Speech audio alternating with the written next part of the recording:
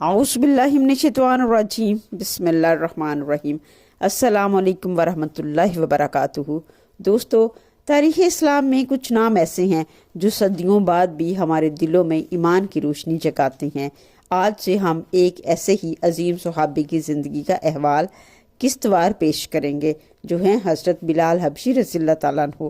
حضرت بلال حبشی رضی اللہ تعالیٰ عنہ وہ غلام ہیں جن کی صدا اللہ اکبر نے دنیا کو ہلا کر رکھ دیا۔ آئیے ان کی زندگی کے حیرت انگیز پہلوؤں کو جانتے ہیں۔ حضرت بلال حبشی رضی اللہ تعالیٰ عنہ کا نام ایمان کے پکار کے ساتھ لیا جاتا ہے۔ یہ کہانی صرف ایک غلام کی آزادی کی نہیں، بلکہ ایک ایسے شخص کی ہے جس نے دنیا کو سکھایا کہ رنگ، نسل اور حیثیت کی کوئی اہمیت نہیں ہے، بلکہ اللہ کے نزدیک سب سے زیادہ عزت والا وہ ہے جو سب سے زیادہ متقی اور پرہیزگار ہے۔ آج ہم ان کا مختصر تعارف بیان کریں گے۔ عرب کے قلب میں ستاروں بھرے آسمان کے نیچے بلال نام کا ایک غلام رہتا تھا۔ غلامی میں پیدا ہونے والے بلال کی زندگی مشکلات سے بھری ہوئی تھی، مگر پھر بھی اس کا جذبہ مضبوط رہا۔ اس کا دل کسی بہتر چیز کا متلاشی تھا۔ انہیں معلوم نہ تھا ان کی زندگی میں ایک ایسی روشنی آنے والی ہے جو نہ صرف ان کی زندگی کو بدل دے گی، بلکہ یہ روشنی بے شمار زندگیوں کو روشن کر دے گی۔ یہ روشنی اسلام کا پیغام تھی، مساوات، برابری، اللہ کی وحدانیت کا پیغام۔ جب اس نے محمد کو اسلام کی بات کرتے سنا تو دل سے اسلام قبول کر لیا۔ اس کے دل نے سکون کی دولت پائی۔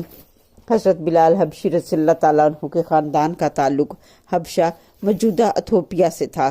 ان کی والدہ کا نام حمامہ اور والد کا نام ربا تھا۔ ان کی دو بہنیں تھیں، غمیرہ اور کرتا، اور بھائی خالد تھا۔ حضرت بلال حبشی رضی اللہ تعالیٰ عنہ کی زندگی اور ان کی غلامی کا سلسلہ مختلف تاریخی ادوار پر مبنی ہے۔ Encyclopaedia of Islam second edition میں جو تفصیلات حضرت بلال حبشی رضی اللہ تعالیٰ عنہ کے بارے میں موجود ہیں، ان کا مختصر خلاصہ سمری آپ کے لیے حاضر خدمت ہے۔ حضرت بلال حبشی رضی اللہ تعالیٰ عنہ کی زندگی مسلمانوں کے لیے ایک متاثر کن داستان ہے جو ایمان کی مضبوطی، استقامت، صبر اور سچے عشق کا سبق دیتی ہے۔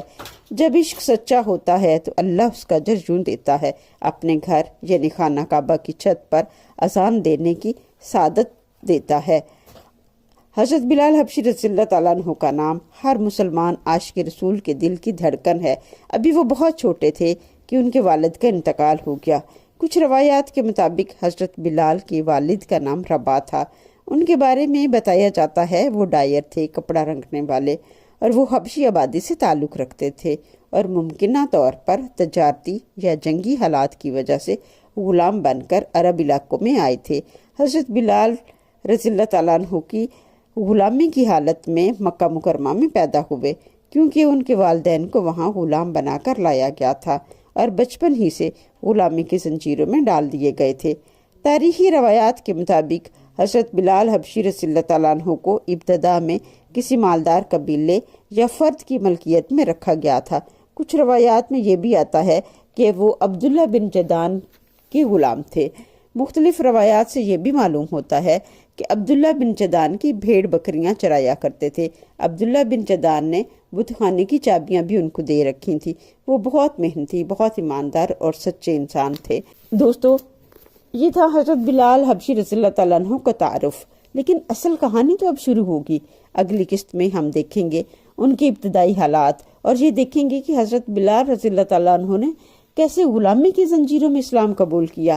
اسلامی تاریخ سے متعلق سچی اور تحقیق پر مبنی ریسرچ اورینٹڈ معلومات حاصل کرنے کے لیے ہمارے چینل کو سبسکرائب کریں، اسے زیادہ سے زیادہ شیئر کریں۔ علم پھیلانا صدقہ جاریہ ہے، اس کار خیر میں حصہ ڈالیے۔ ہو سکتا ہے آپ کے شیئر کردہ نالج سے کسی میں ایمان کی شمع روشن ہو جائے، کوئی اور بلال جیسا صابر، سچا عاشق رسول پیدا ہو جائے اور آپ کے اعمال میں اضافے کا باعث بنے۔ اللہ آپ کا حامی و ناصر ہو۔ جزاک اللہ، صدق اللہ العظیم۔